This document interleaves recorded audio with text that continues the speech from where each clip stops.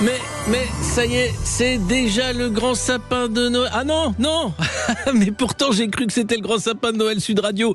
C'est vrai, 3 montres de luxe, une montre connectée, 3 smartphones, une enceinte connectée, 42 bouteilles de champagne, 10 magnums de champagne, 36 bouteilles de fameux vin de Bordeaux et une télé dernier cri. C'est vrai que ça ressemble quand même à des beaux cadeaux de Noël, sous ça d'une valeur de 20 000 € quand même.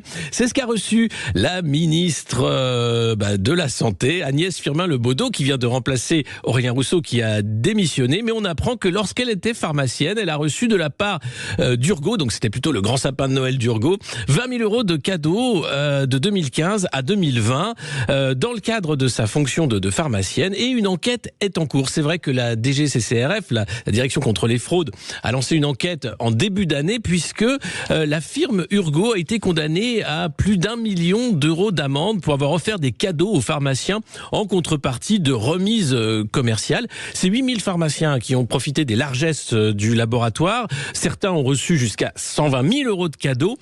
Et pourtant, dès 1993, une loi anti-cadeaux avait été faite pour limiter le pouvoir des lobbies sur les médecins et pharmaciens. On voit bien que derrière, c'est pas la santé publique, c'est la vente de produits qui est là. L'enquête est en cours. La ministre, elle, a dit qu'elle réserverait les échanges qu'elle aura avec les autorités compétentes dans les jours qui viennent.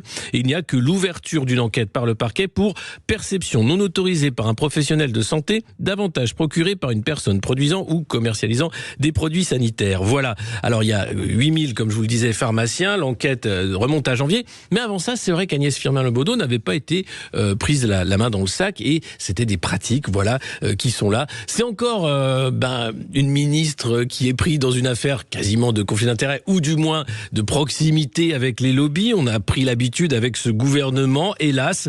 Voilà, c'est chouette. On peut avoir confiance dans l'industrie de la santé.